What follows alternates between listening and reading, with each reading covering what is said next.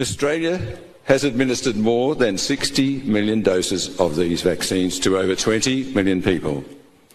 Australia's governmental health authorities have chosen not to monitor new or emerging cancer trends following the widespread use of these vaccines. It is troubling that the Department of Health has not made data on cancer trends post-vaccination publicly available. It is their responsibility to do so. This is a critical gap in public health oversight. Given the massive contamination levels of rogue residual DNA in the Australian vials, we must expect an ongoing rise in cancers and other genetic disorders in Australia. This issue is a potential long-term health crisis waiting to happen. This matter must be taken seriously by every Australian. We must advocate for immediate public health responses. We need our health authorities to begin monitoring these trends.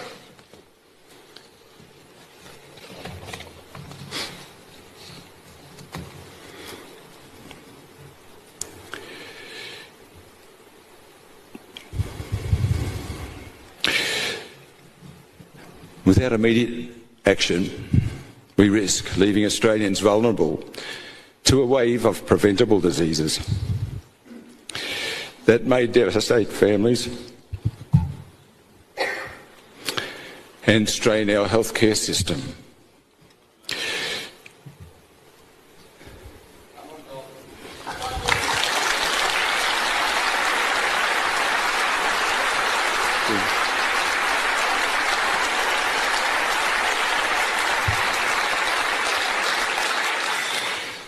These gene-based vaccines should never have been considered.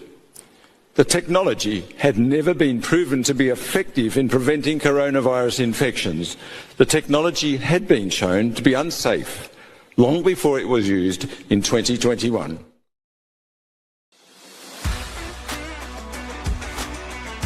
Commanding the Narrative podcast, which I believe is the #1 podcast in the entire universe. If you could go through life in the Liberal Party without being expelled, you should be ashamed of yourself. We will decide who comes to this country and the circumstances in which they come. Socialists don't like ordinary people choosing, or they might not choose socialism. 120 years ago, our country had the world's highest per capita income.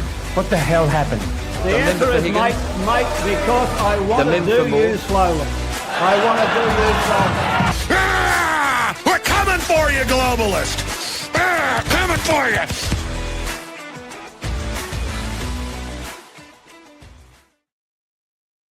Hello, everyone. Welcome back to another episode of Commanding the Narrative. My name is Stephen Tripp. Thank you to everyone who is watching this. And if you are watching this live, I want to hear from you tonight.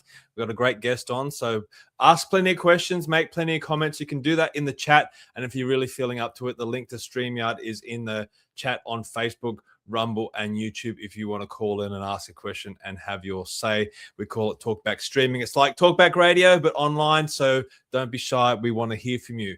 Now, we are going to take a little bit of a step back tonight to COVID, some issue that we haven't spoken about for a long time, but we're also going to be speaking about a very interesting issue, secession, and whether states should be breaking away from the Commonwealth of Australia, and there's a new book out about that. So we're going to be speaking about that. But before we get there, I'm going to let you know about how you can follow Commanding the Narrative. And the best way to do it is by heading to the website, commandingthenarrative.com, and you can keep up to date with all the podcasts that we've done. We've done some great ones of late. Last week with Dr. Christopher Reynolds, we spoke about the formation of the Australian Constitution and some shenanigans that were going on behind the scenes. That was a very interesting one.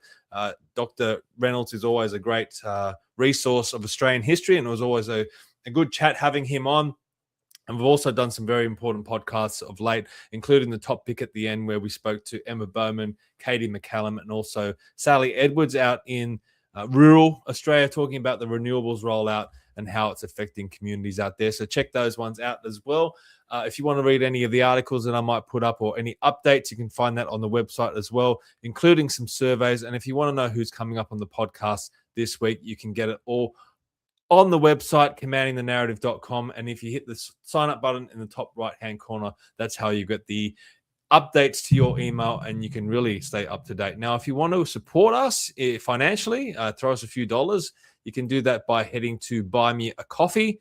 If you could throw us a few dollars there, it's much appreciated. It motivates me to keep going, knowing that people want to support us and everything that we're doing. It helps to pay for the stream and the website, and most importantly, gives me a very warm and fuzzy feeling inside. So if you can contribute in any way at Buy Me a Coffee, it would be much appreciated. Now, in 2 weeks' time, we've got some big events for Australians for Better Government, which may feature in some of the conversations that we speak about tonight. Australians for Better Government, as you would know, if you follow this podcast, is all about reforming our system of government. And as the website says, are you sick of the way that Australia is being governed? I think a lot of people are sick of the way Australia is being governed. So if you'd like some proposals about how we might be able to fix that, head to australiansforbetter.com. And I also want to let you know about these two big events. 2 weeks away, Central Coast, Saturday, May 2nd at 2 p.m. We're going to be there, the Lasso Estate Function Room, with Dr. Christopher Reynolds. He's coming all the way down from Queensland on the Gold Coast. Katie McCallum, the president of Let's Rethink Renewables, is also coming down from Queensland. So this is going to be a big opportunity for anyone on the Central Coast to hear those two speakers, some of the two most well-spoken speakers in the country. So you won't be disappointed by coming down and seeing those two. And also Martin Stevenson, local business owner, former candidate. He's going to be speaking as well. So come along to that one. You'll be able to hear from me and meet me and everyone involved with Australians for Better Government. And you'll be able to buy Dr. Reynolds' book. So that's going to be a good one. And the very next day in Cessnock at the East Cessnock Bowling Club, Sunday, May 3rd at 2 p.m. Come along, and we've got another We the People event there. The only difference with this one is we're going to be having Stuart Bonds speak. He's very prominent in the Hunter region, a strong candidate and a strong representative of the One Nation Party. So come and meet Stuart, come meet Dr. Christopher Reynolds, and come meet Katie McCallum, including myself. If you're in the Cessnock area, we'd love to see you there. Get your tickets by going to the website, australiansforbetter.com. Now, before we get to the interview, I also want to let you know about the Light Australia newspaper.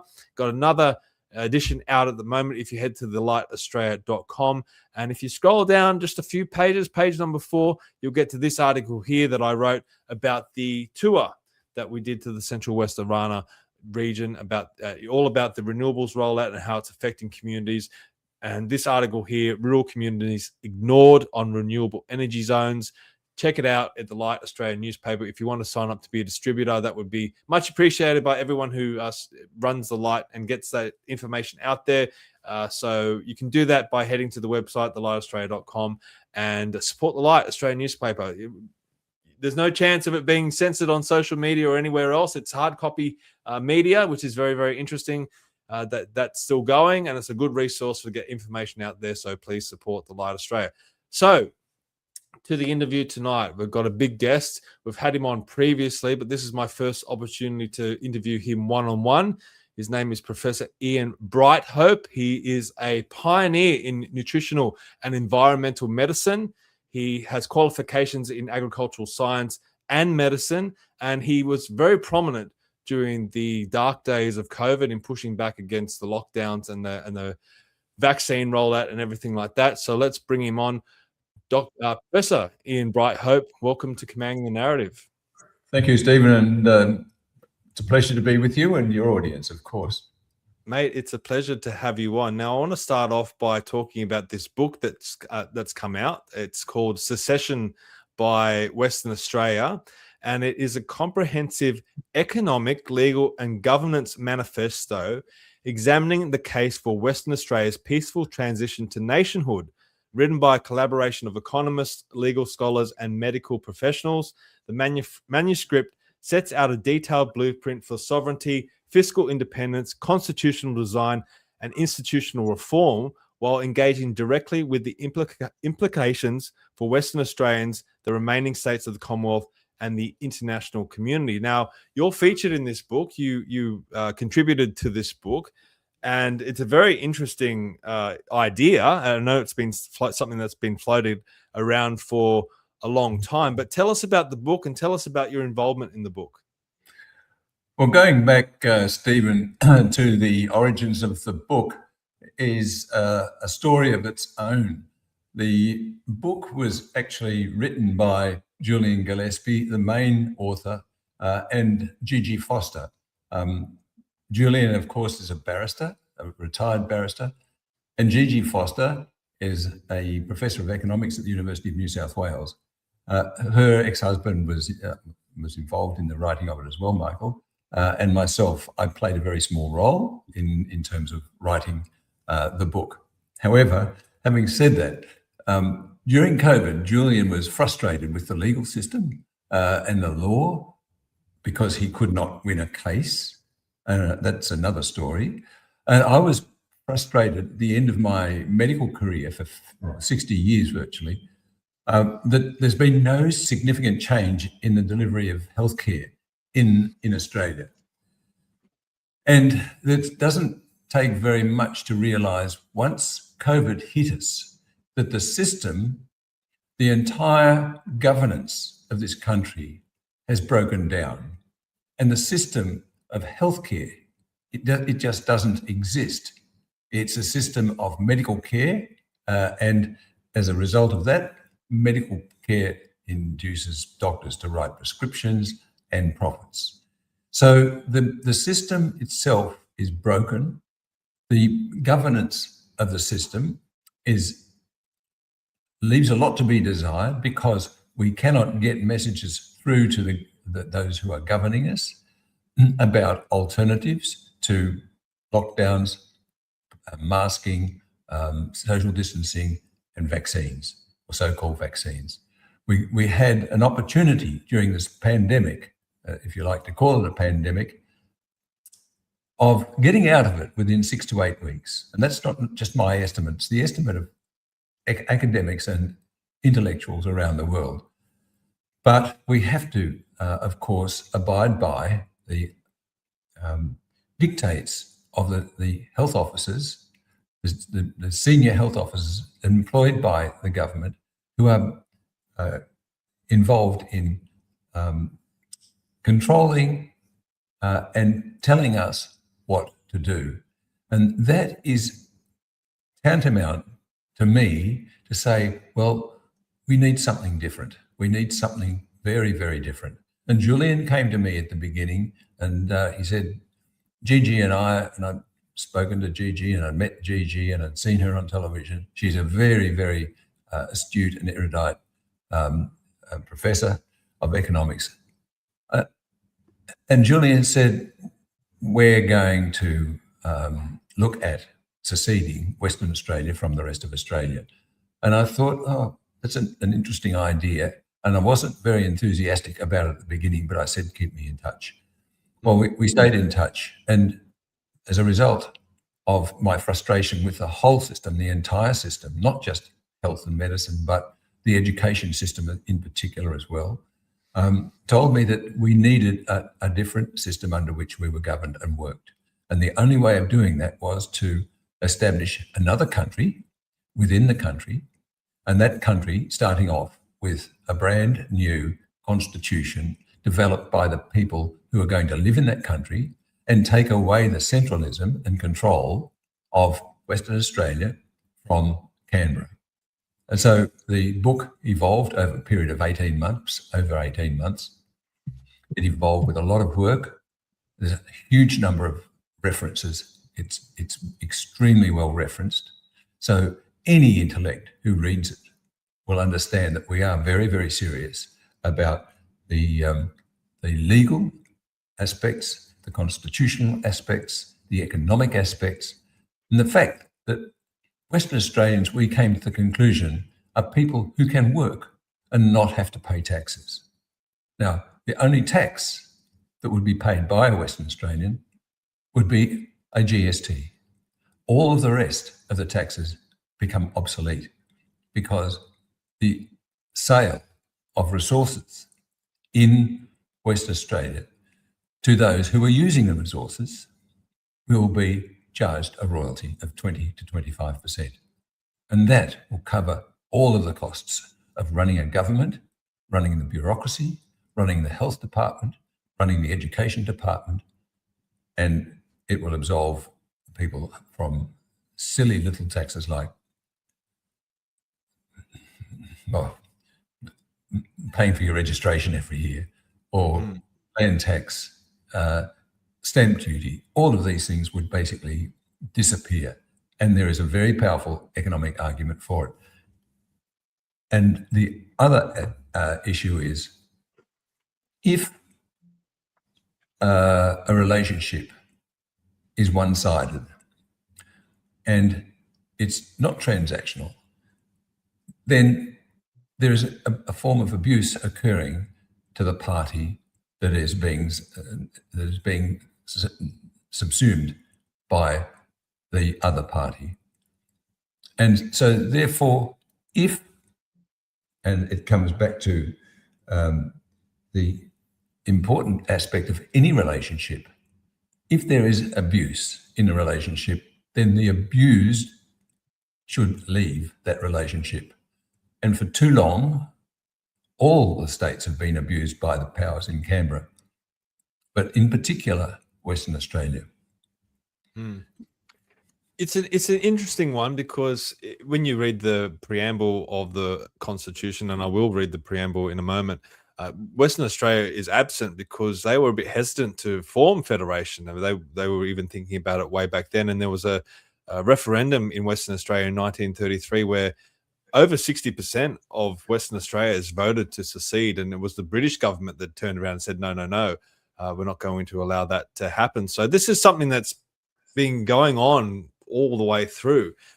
So my question is, why, like, if there is this problem, and it's mainly related to mining royalties, we spoke to Dr. Reynolds last week, and he said that the drivers behind Federation, Victoria, New South Wales, Victoria in particular, were in big debt at the time. And the idea of federating was to be able to pay off that debt by bringing in money from all across the country.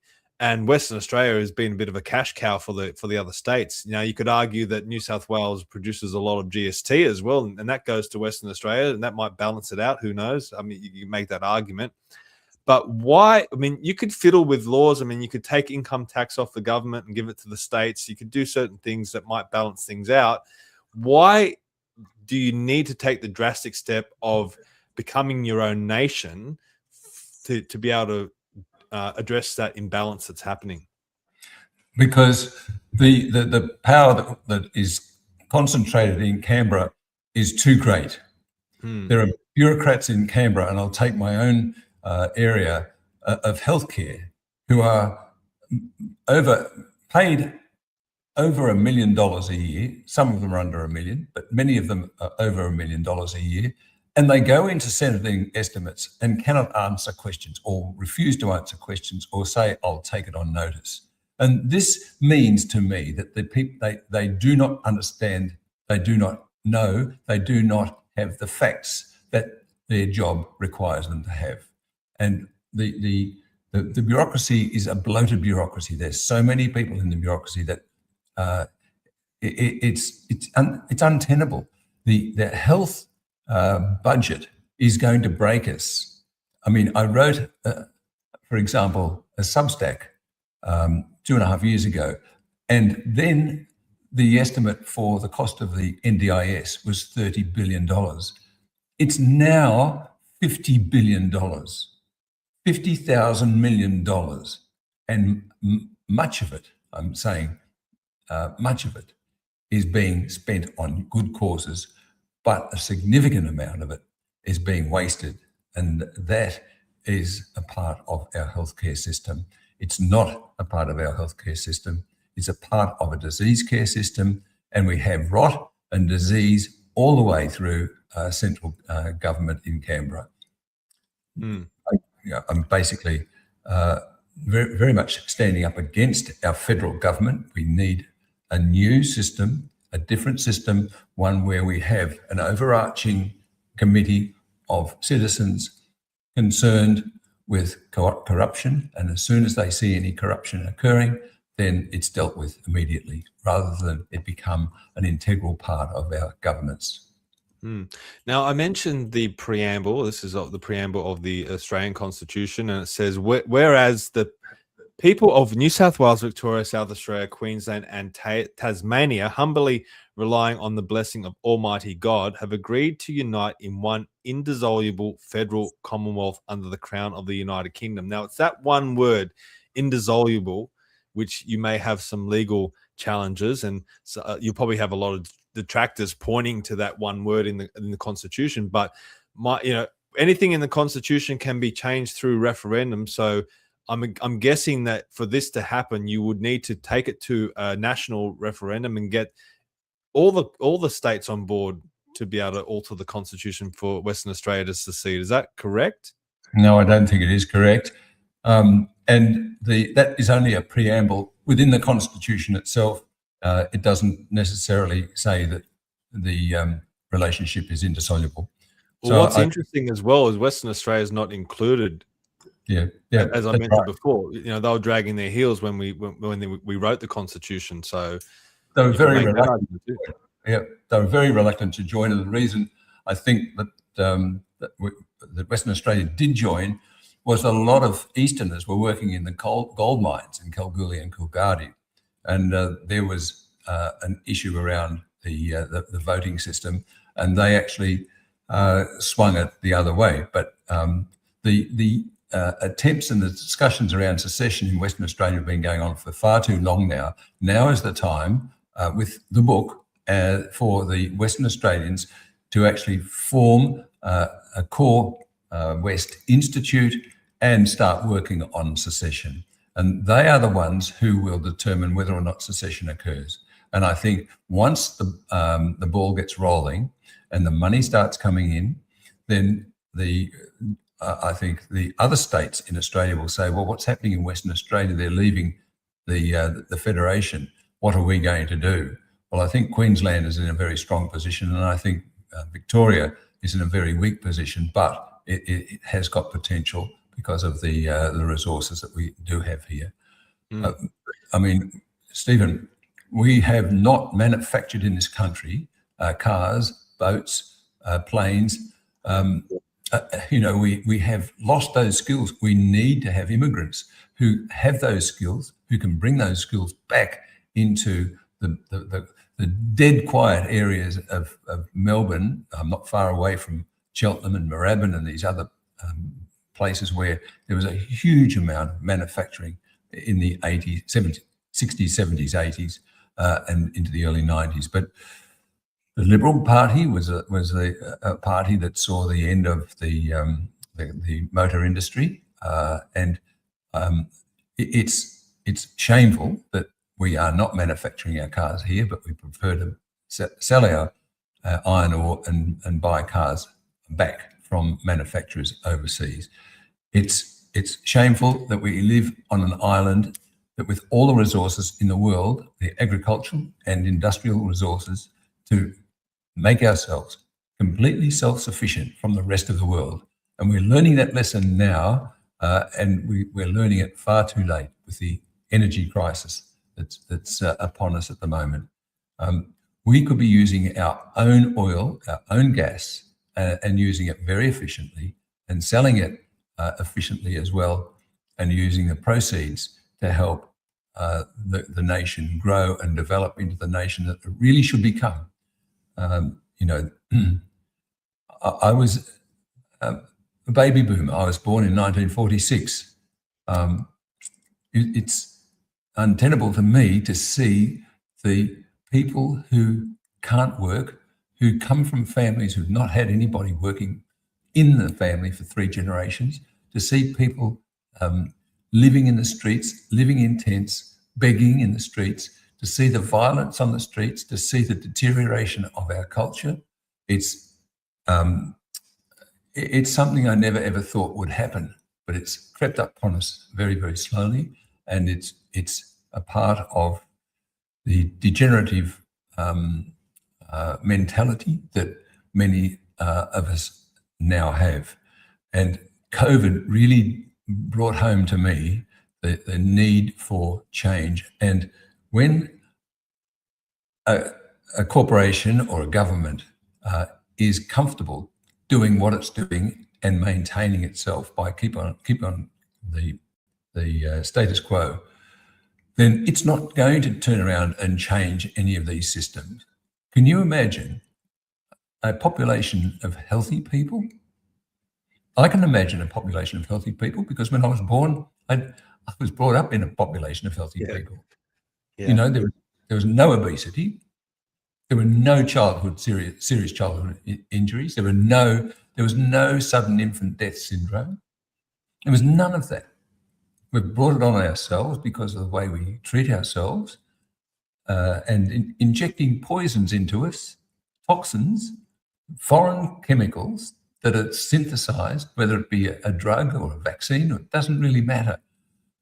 We have gone down the wrong path, and most of the diseases that we're frightened of started disappearing before the advent of the antivirals and the antibiotics and the vaccines, because we had a population of people living in a healthy environment where kids stayed out at night and played in the sunshine, played out in the street, had three veg and a meat meal every night, and were back into bed early, and we had a very healthy lifestyle. We've got to get back to that. And it's going to take 2 or 3 generations before we see what I see as a healthy, self-sustaining nation. So I really want to get into the health stuff with you, but I guess we should finish up on the book. If people want to grab the book, and I think it would be a very interesting read, they can head to secessionwabook.shop and you can get the book. You can buy it in hard copy edition or paperback, or you can also get the digital edition as well. So head to that website if you're interested in getting the book. Now, speaking of health, I mean, we just had a massive health event, which some people, as you said, call the pandemic, and it was all about the COVID virus that was going around and scaring the bejesus out of everyone, and it led to the massive rollout of the COVID vaccine, which the British government is just done a report, and they're saying that it was a big success. I mean, they've just come out and they're praising it and saying that it was a huge success, as it says in this BBC article here. It does acknowledge that the public trust needs to be earned back, because I guess people feel like the government lost trust after the pandemic. But now that we're a few years beyond what happened in 2020, 2021, 2022, what is your assessment? Looking back, seeing all the data that's come through, seeing how people have been affected or not have been affected, some of the health things that you've maybe seen in your role, what's your assessment of the pandemic and where it has left the health of the nation? So the pandemic, to me, was not a true pandemic. It was an epidemic of a virus that caused a mild to moderate flu-like illness in those who caught it, and a severe flu-like illness in those with comorbidities and those over the age of 75 to 80. The pandemic was managed extremely badly. In fact, it was managed in the opposite way that it should have been managed. The use of the vaccines was tantamount to, I believe, it was a bioterrorist a form of bioterrorism. It was a synthetic messenger RNA, which is a gene therapy. It's not really a vaccine in the old understanding of vaccine. It's wrapped up in a lipid nanoparticle, and the method of manufacturing was changed from the first pilot batch to scale it up. They grew it with E. coli bacteria, and the E. coli bacteria left DNA, bacterial DNA, in the lipid nanoparticle. So you were injected with messenger RNA, which was contaminated also with simian virus 40 or SV40, another cancer-causing agent.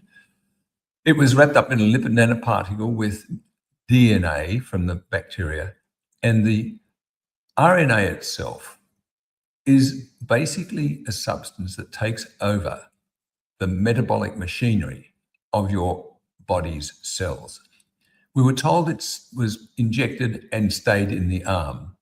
That was impossible to keep a lipid nanoparticle in one part of the body. It spread from the arm to the brain, to the lungs, to the heart, to the kidneys, to virtually every organ system in the body. And so we see the effects of that spread being demonstrated or manifest in a whole range of disorders, including central nervous system disorders, myocarditis, pericarditis, inflammatory lung disease, autoimmune disorders, kidney disease, eye disease, ear disease, genital diseases, including the reduction in sperm in males who've been injected, and the significant damage to the oocytes or the ovaries. So you asked me about the pandemic. Well, to me, it was a scamdemic. It was a complete failure, and we're seeing still the results of this. People who've had many, many different boosters are suffering, and people are dying. People are being admitted into institutions. The infertility rate has skyrocketed. The autoimmune disease rate has skyrocketed. The transverse myelitis, poliomyelitis type disorders, Epstein-Barr viral disease, all of these diseases are now becoming or have become rampant out there in the community. People are wondering why a 52-year-old dies without any warning whatsoever, or somebody ends up being paralyzed, or somebody ends up with a brain disorder such as Parkinson's, a very young person with Parkinson's or some other disorder. They're scratching their heads. Why are these people suffering? Well, let me tell you that there's two reasons people suffer from disease. Two reasons. One, an overabundance of toxins in their system. Doesn't matter what the toxin is. And two, a deficiency of a nutrient such as vitamin D or vitamin C or zinc, or a deficiency of love, if you like. So many diseases are related to these two factors. And you inject a very, very powerful biological agent that has been described as a bioweapon. And also I've declared it to be a class 1 carcinogen because it causes cancer. The pandemic, for most people, is gone, finished. But for those who are suffering and those who are developing diseases, it hasn't. And it's still with us. And the government has not recognised it. The government has refused to recognise the ongoing concerns. New Zealand had a Royal Commission. It had two parts of that Royal Commission, and the findings, in my opinion, are basically devastating. They're not telling the public the truth about the findings. We're actually working through those truths. The New Zealand Herald recently just published an article about the pandemic and how it was managed. And the person who was writing the article said that New Zealanders had been badly done by. Well, they certainly have been badly done by. And I've published a Substack just today on the New Zealand situation, because Jacinda Ardern didn't even go and answer questions when she was called before the Royal Commission, which tells you something about the quality of that person, the character of that person. I feel that the pandemic is going to be with us for a very long time, or at least the effects of the pandemic, and in particular the injection of the gene-based so-called vaccines. Can we talk about the impacts of the vaccine on certain people. I mean, I know a lot of people that have been jabbed and they go, oh, well, I didn't notice anything. And, thank God that is the case. But we heard a lot of myocarditis. We heard a lot of pericarditis. We heard about a lot of death. They were some of the things that popped up initially. But now that we're a few years on, are there any other things that are popping up that are coming out the longer time goes on for people that have been vaccinated? Yes, there are things. I mean, there are psychological things which are a combination of the lockdowns and the way we were treated by the government, as well as the damaging effects of the lipid nanoparticle and the mRNA, because the lipid nanoparticle takes the mRNA into the brain and it goes into different parts of the brain and can cause personality changes, memory changes, mood changes, mood swings. It can also damage the brain and cause neurological disorders, which we're seeing as well.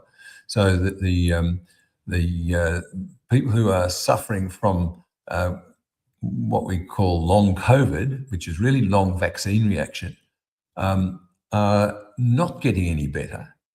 They are taking more and more medications, which do not help them. They may help for a short period of time, but the more poisons, the more chemicals you put into your system, and most drugs are toxic, highly toxic chemicals, the more damage is being done to your system. And this is an ongoing thing. I've got patients and friends who are very, very unwell and cannot find an answer to their problems, basically because they cannot afford some of the expensive treatments that are available to help them. And this is a crying shame that people can't afford to have, for example, high-dose intravenous vitamin C and all of the other nutrients that go with it. Very important nutrients to actually stop the cytokine storm that's occurring in their bodies, which is a result of the vaccine and the vaccine reactions. The cytokine storm can be mediated very, very powerfully with hyperbaric oxygen treatment. But there's only one or two centres in Melbourne with proper facilities, proper tanks or chambers where they can get the hyperbaric oxygen. But it can be very effective in helping some people with their long COVID. But all of the things that orthodox medicine are offering is painkillers, anti-anxiety medications, antidepressants, and so on. And these are just basically useless. They may work for a short period of time, but for most people, they're basically useless. And those people with, say, for example, who develop a demyelinating disorder, it's a real crime, because these people end up being paralyzed. They can't swallow. They hardly breathe, and they end up wanting to die. And that's another aspect, particularly in Canada, not so much here, where people are offered medical assisted dying, medically assisted intervention with drugs. So it's many people, and I don't go along with the whole conspiracy, but many people think it was an attempt to control the world's population. If it was an attempt to control the world's population, it may have been in the long run successful, because we do not know what the fertility levels are of the young people who've been vaccinated. It could be worse than what is emerging currently. And what's worrying about it as well is the excess death is still high, and it's something that doesn't get talked about enough. This is data from the Australian Bureau of Statistics, and this was released in late February. So of the deaths between January and November 2025, it was 0.4% more than 2024 and 2.5% more than 2023. Now, those 2 years, 2023 and 2024, were already very high. 2025 was even higher, even just a little bit, but it was still higher. What's your analysis of that when you see that data? There's only one conclusion you can draw, and that's the ongoing effect of the vaccines. We published a book called Too Many Dead back in 2023, and that book was given to every politician in the country. It was delivered hand-delivered by some of the authors in Canberra. It's sitting around here somewhere. I can show you, but it was in the early stages of the vaccine rollout. Before the vaccine rollout, there were very few, and there was no significant increase in deaths. In fact, there was a decrease in deaths. And then the vaccine rollout occurred, and we saw the spikes occurring in relation to the vaccines and the vaccine rollout. The virus we were told was mutating and becoming more virulent, and all of this sort of claptrap. It's basically scientific nonsense. The statistics don't tell a lie, and the people of Australia are dying at a faster rate than what we should be, and we're dying at an earlier age. And it's a very, very sad state of affairs when the government says nothing about it, and we're all involved with this Middle Eastern war and the Ukraine war, and nobody is really looking and examining the current situation in Australia. I mean, we had a conference last year in Melbourne where I was asked to deliver a speech that I gave, a similar speech to one I gave in Perth in Western Australia. And it was to a group of doctors, and a large group of doctors, a large group of integrative medicine doctors, who you would think would be very much awake to what's going on in the world. And it was extremely well received. And I thought, well, I can tell people now, you need the courage to tell the truth, because if you can't tell the truth, there are no other values. And the doctors who I'm referring to was a large medical group, in fact, two large medical groups, are now aware of the dangers of the vaccines. Many of these doctors were giving the vaccines, many of them received the vaccines, but a large number were awake. And I think the fact that you can speak openly without the negativity that's coming from some parts of the profession speaks volumes to me that we could be on the cusp of some changes in this country in terms of healthcare, because we cannot go through another pandemic, a so-called pandemic like the COVID-19.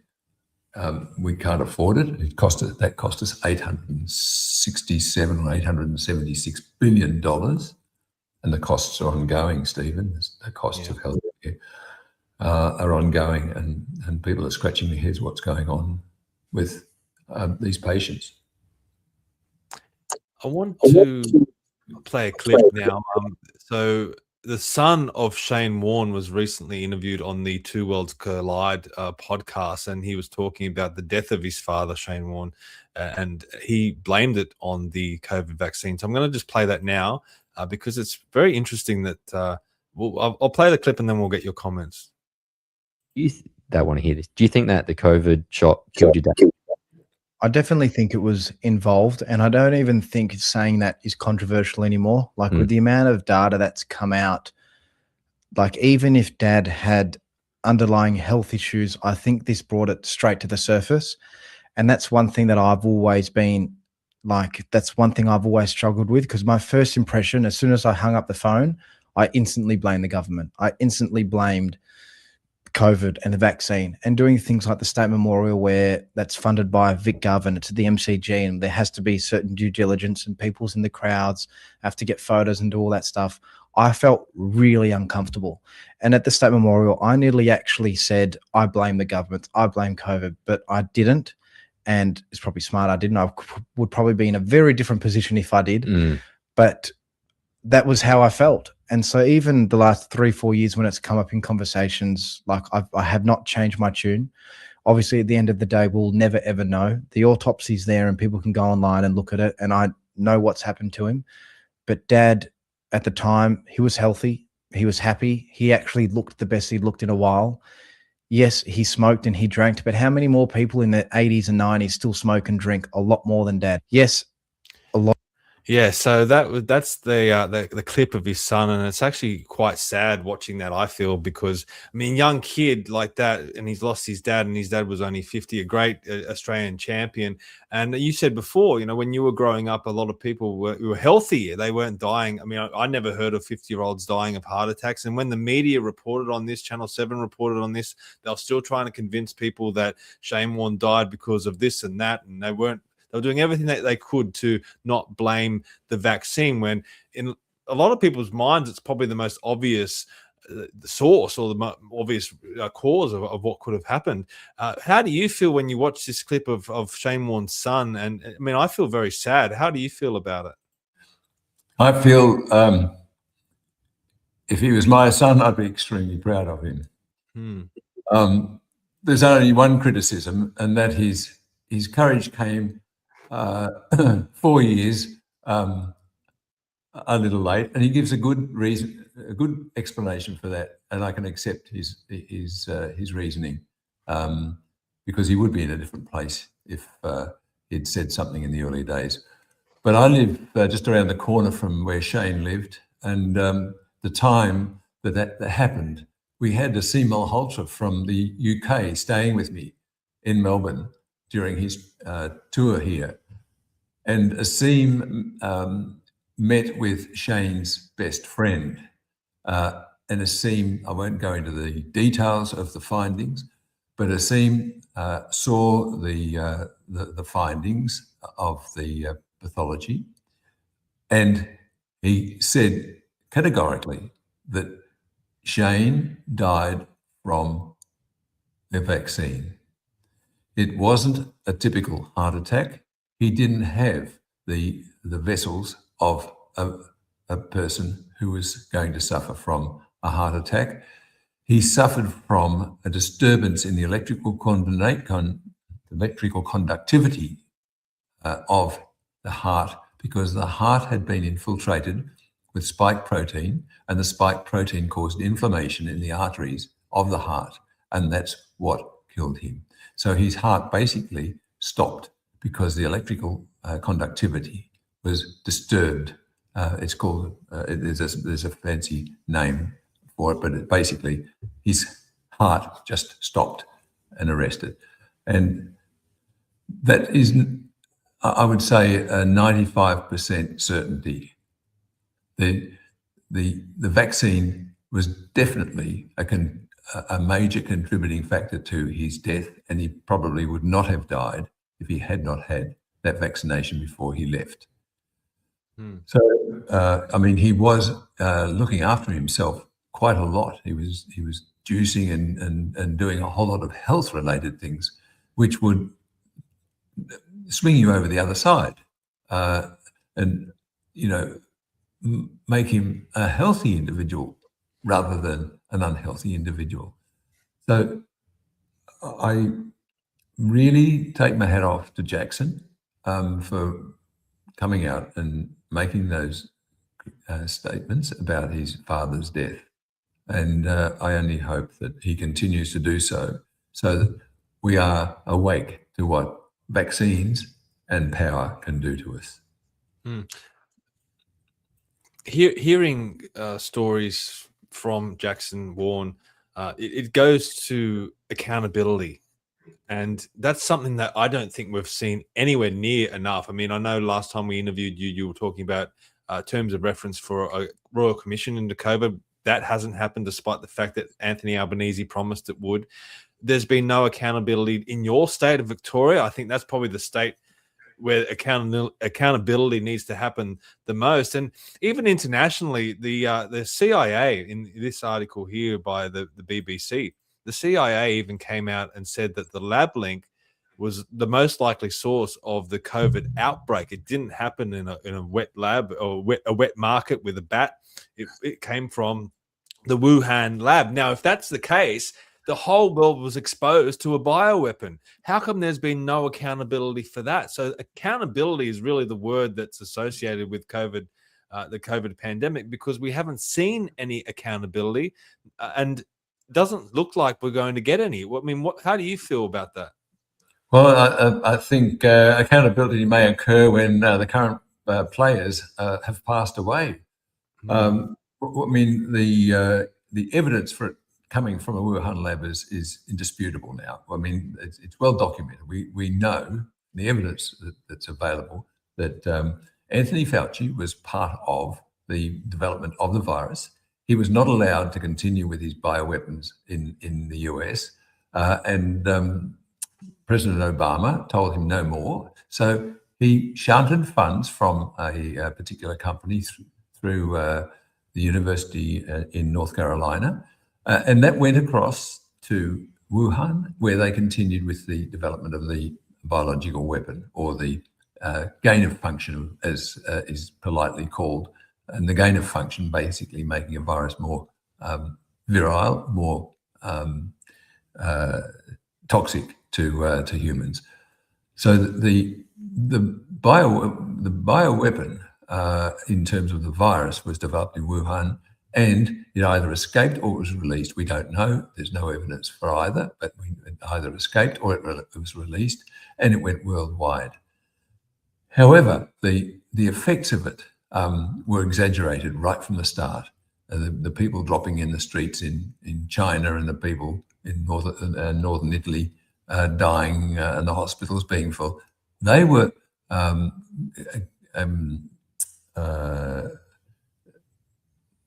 how do I put it?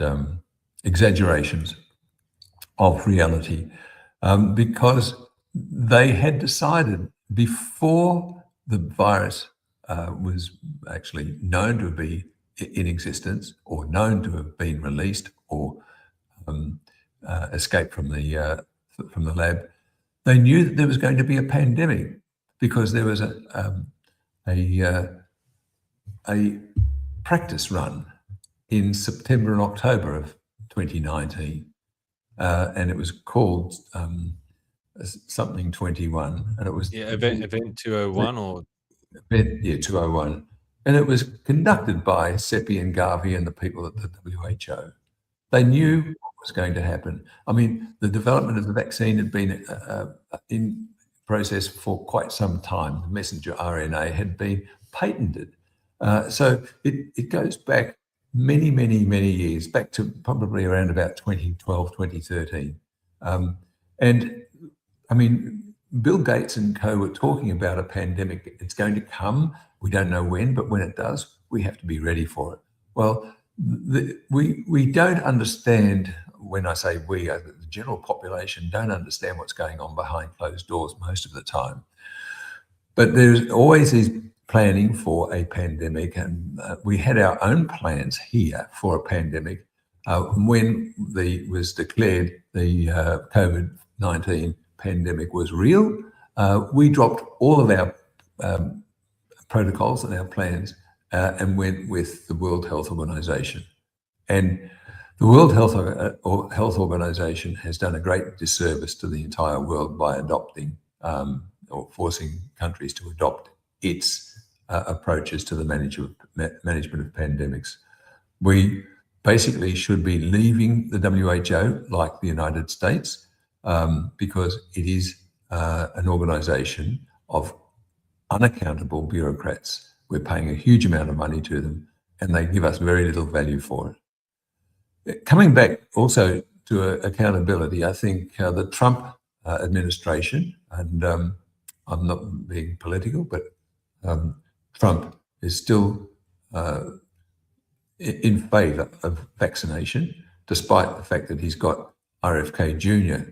looking after the health department there. RFK Jr. has been, to some extent,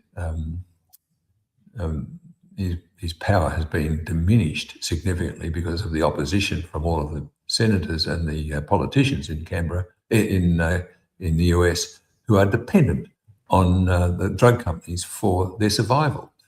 So most of them don't want RFK Jr. to come out and say the childhood vaccination schedules are causing autism and all of these things. Vaccinated populations of children are far unhealthier than those that are not vaccinated. So RFK Jr. has been muted to some degree with regard to his stand to make healthy America Healthy Again. He's focusing on the seed oils and sugars and so forth, rather than the important drug and vaccine issues that are poisoning the country. So I think accountability is a long way away, but it will happen one day, Stephen, and I hope it will help. It will happen in a country like Australia and New Zealand. New Zealand are further ahead than what we are here, but we cannot stop talking about it. And if people get sick and tired of listening to me, then that's their problem. I will keep on talking about it every opportunity I get, because we do need to see these bastards held accountable, and they are bastards, and they are. You cannot forgive somebody who deliberately injects a bioweapon into anybody else. You can't forgive them. We can forgive the ignorant doctors and nurses and chemists and pharmacists who have been injecting people, but they've got to realise that they were injecting a bioweapon into the population. Well, as they say, when you get sick of saying it, people only just start to listen. So we do have to keep talking about it. And I mean, we're speaking about accountability. I think the other word that comes along with that is recognition. Now, I know you were screaming from the rooftops during the rollout of the vaccine and during COVID and during the lockdowns and trying to put your views forward. In light of all the excess deaths, in light of the myocarditis and pericarditis and the increase in cancers and things like that, I mean, I'm guessing a lot of people were coming up to you and saying, Professor Brighthope, how did you know? How did you know to warn people against this? And you would be getting some recognition of some of the things that you were trying to do at that time. Has that happened at all? Have people come up to you and said, how did you know, Professor? How did you know to warn us? Well, I knew because of my experience in clinical work, Stephen. I mean, I've been practicing medicine since 1974. And I saw in the very early parts of my training as an undergraduate the controlled narrative of the profession, and everybody is singing from the same hymn book, even when you know that there's something wrong with the narrative.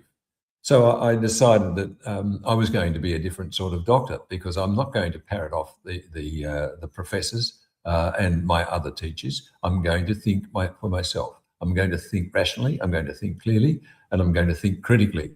And I've tried my whole life to do that. And one of the outcomes of it was I started the College of Nutritional and Environmental Medicine. And that was in 1978, and it became the college in 1980, and it's been flying ever since. So it's 46 years old this year, and doing a very, very good job in terms of training doctors into the ways of nutritional and environmental medicine. It's during that journey, I learned very, very early that again, deficiencies of nutrients, and they can be relative deficiencies. You can have too much unsaturated fat. You can have too much of calcium. That creates a relative deficiency of magnesium. I mean, all of these things play a very important role in our overall health, and then they're ignored by the majority of the profession. Those deficiencies plus a toxin, you need to have the optimal levels of B group vitamins and zinc for your liver to function properly, to produce the enzymes that are involved in detoxification. That's what the liver does. So we live in a toxic environment. We're taking in toxins every day. We're taking in medicines. We're taking in vaccines. We're breathing in toxic air. So we do need a nutrient balance. And very early in my career, I started environmental medicine, and that's where I learned that everybody is toxic with heavy metals. Everybody's got pesticide and herbicide residues in their fatty tissues, and so on. So it was very simple for me to say, well, why inject a highly, highly toxic synthetic messenger RNA wrapped up in a lipid nanoparticle? Even if it was just those two things that we were told about right from the beginning, why inject that into the deltoid muscle and expect it to stay there? It's crazy. It's just insane. It's just bizarre to me that somebody would even contemplate it. But, my colleagues would sit around a lunch table and argue about whether they're going to go for Moderna or Pfizer, and not necessarily the injection, but go for Moderna and Pfizer shareholding. I mean, it's just unbelievable. But it's a funny world we live in. I've learned a lot, and I want to share my learnings with other people. And this is a great opportunity, of course. I think when you look at things from a common sense perspective, it's got to make sense. And the injection of something that's going to go into your body's machinery and produce produce a spike protein that your body will raise antibodies to, so that when you get exposed to the virus, you've got antibodies against the virus. It makes a whole lot of cuckoo nonsense to me. It makes it just, when is the machinery going to turn off the manufacture of the spike protein? We know that it lasts for at least 3 years now, or even longer. In some people, they're producing spike protein. They're continuing to produce it, and that's why they've got problems with small blood vessels and small arteries and small fiber disease, small nerve fiber disease. And they've got paresthesia and their weakness. It's a very, very sad situation that we're in. And I'll repeat it, the bastards who are behind all of this, all of them, need to be in jail, and they need to be held accountable. Yeah, no, I definitely think that there does need to be some accountability and recognition as well for the people because there were only very few people that stood up during that period. And I know myself, I was unvaccinated and I felt very alone, and there were only a few people I could really listen to. I mean, people like Dr. Peter McCullough and Dr. Malone, and there weren't many out there like yourself. You were out there warning people against it. So it was one of those times where there were few heroes standing up. We've seen more come out since then. A lot of people, people like Karl Stefanovic looks back and says, "Oh, I feel bad for pushing the vaccine." And Chris Smith on radio here in Sydney, he says the same thing. He regrets being so forceful in promoting the vaccine, and good on him for to admitting that. But it's one thing to admit it further down the line than actually being at the forefront when the bullets are flying towards you. So, I mean, if no one's going to recognize you, at least I can recognize you, and I'm sure a lot of people do recognize you for your efforts. But I mean, we need people like yourself in this country to stand up at times like what we saw during the pandemic, because I mean, that's what I thought this country was all about: good people standing up when they feel that something's wrong. Yeah, I agree, and I mean, if good people don't stand up and speak out, then there's not much we can hope for. I don't really need recognition. What I want is for the recognition of those who've been vaccine damaged, and also for the population to be recognised as an intelligent population, that we were gaslighted badly by the government and its officers. And that's why I'm going for another country. I'm basically wanting to see Western Australia secede and a new country formed that will carry with it the values that we all thought we had, but we lost and we don't have any longer. My whole entire profession has suffered from an anti-democratic activity, and that is the loss of the right to freedom of speech. And when we don't have freedom of speech, we're not allowed to talk about the vaccines. We've basically got to carry on with the government narrative, what we're told to tell the people. That is a crime in itself, and that really is a very, very significant negative to me. I hear people saying, "Oh, we've got a wonderful democracy here. We've got the right to freedom of speech." Well, that's bullshit. I'm sorry about the expression, but that's rubbish. Where is the freedom of speech when a doctor is not allowed to tell somebody that the vaccine will be dangerous? And if the doctor does, they're either struck off, or they're suspended, or they're fined heavily. This is not a democracy. This is a totalitarian state, or it's on its way to becoming a totalitarian state. And that's what I believe is happening in Canberra. Look, I'm grateful for your time tonight. I want to just finish up talking about health in general, not just related to COVID, but in 2026. I mean, you spoke before about all the things we're being bombarded with, heavy metals, pharmaceuticals, vaccines, all sorts of different things. And one of the things that resonated to me when you said before, when you're growing up, no one was sick. I pulled up this footage. It might not be the best footage, but this is Sydney in the 1950s. And as you said, you can't see anyone who's fat or obese or overweight. So what happened? Why? How did this transformation occur where, you look at people at the beach and they're fit and healthy and strong to now where a lot of people have debilitating injuries, sicknesses, autoimmune is skyrocketing, particularly in a lot of young people, people in their 30s and 40s, people in their 50s are having heart attacks, which never happened before. What happened and how can we protect ourselves against what is happening? Well, I think both the medical profession and the food industry decided that we needed a change and we needed to get away from saturated fats because saturated fats and cholesterol cause heart disease. And so we ran very, very fast away from saturated fats and whole full cream milk and decided we would go for the seed oils, which are easily grown out there in the pastures, and they flourish, and we can have these seed oils, and the omega-6 oils are very, very important for us. Well, I think the breach there was by the health the department and the Heart Foundation, where they endorsed the use of margarine. And the use of margarine and seed oils in nearly every fast food you can buy is a major contributor to the obesity that we're seeing, because the omega-6 seed oils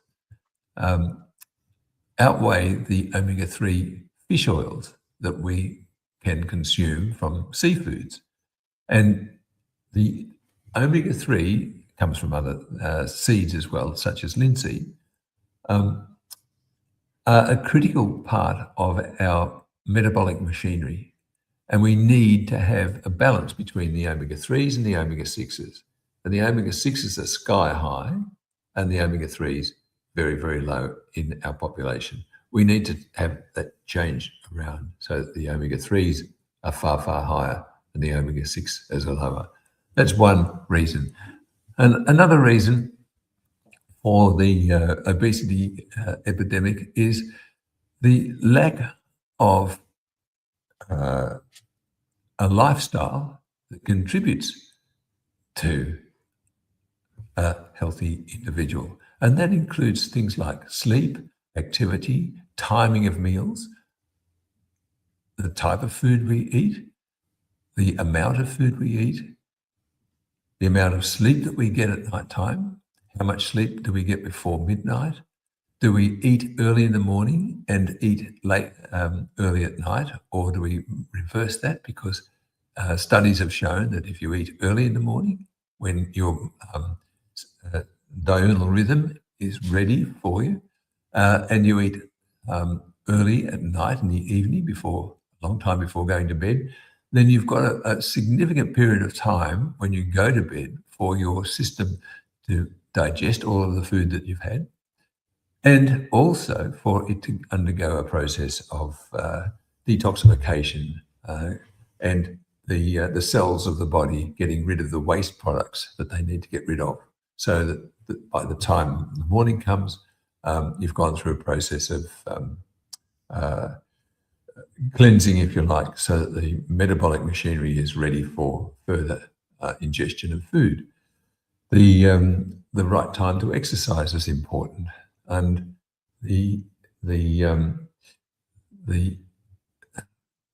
I think the dinner table is also a deficiency in most families these days. Although my family we have a dinner table, and we sit down most nights and have dinner together.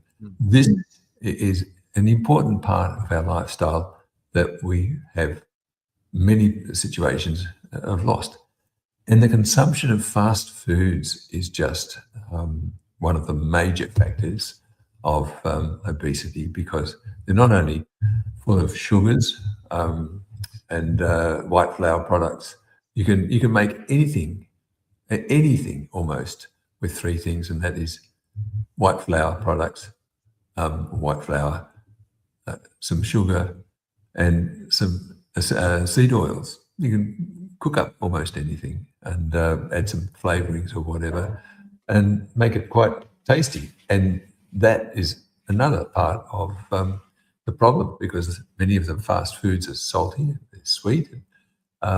These contribute to the overconsumption of the foods because of their taste and what they do to the brain and to the endorphins and dopamine in the brain. So the food industry really does have a lot of very clever psychologists who can put together substances they call foods, and we consume them, and we consume them in great quantities. I mean, we've lost a lot of the simple things in life too, Stephen. I think, you know, we're sitting in front of screens a lot of the time. We're on our phones a lot of the time. We're playing games with ourselves a lot of the time, and we're not active like we used to be back in those days. Whether we're riding a bike or school sports or swimming and surfing and so on, we think we're a healthy nation. We are not a healthy nation by any stretch of the imagination, and we're getting more unhealthy every day. The other thing is many of the foods are deficient in the vitamins and minerals that are essential for our metabolic machinery. So therein lies a deficiency problem. So, yeah, I wanted to ask you about that, because I know you've got qualifications in agricultural science, and I've been told about the soils that we farm on are depleted. I mean, you know, because they're cropping, you know, there's crops in that field over and over again, and they're not replenishing the nutrients in that soil. But also the use of glyphosate I've found to be very problematic. A lot of the books that I've read on nutrition and autoimmune disease all somehow go back to glyphosate. So do you have some comments about modern farming and also the use of glyphosate? well, modern farming and the techniques of wheat, barley, rye, oats, and these other seed oils, we're monocropping, and the monocropping destroys the soils. The soils, when there's a big wind, disappear, and we find our soils taken across the Tasman to New Zealand. So we're creating new deserts all the time. And so we use fertilizers, synthetic fertilizers derived from ammonia and urea, and that pushes further crops until such time as the land fails us. So the monocropping is a major part of our agricultural system. We need to change our ways in terms of producing these foods, and we need to make sure that the soils are looked after, because when you have a soil that's depleted of micronutrients, you can still grow something, but it will not grow as well, and you can force it to grow by putting more fertilizer on. But that doesn't necessarily mean that the outcome is going to be highly nutritious. So we're eating foods that are not only produced on soils that are depleted of nutrients, because many of Australia's soils are depleted of nutrients, such as copper and selenium and so on, but the foods are picked early for market, and they're picked early. They're put in a freezer for a period of time until they're needed at the market, and they're unripe.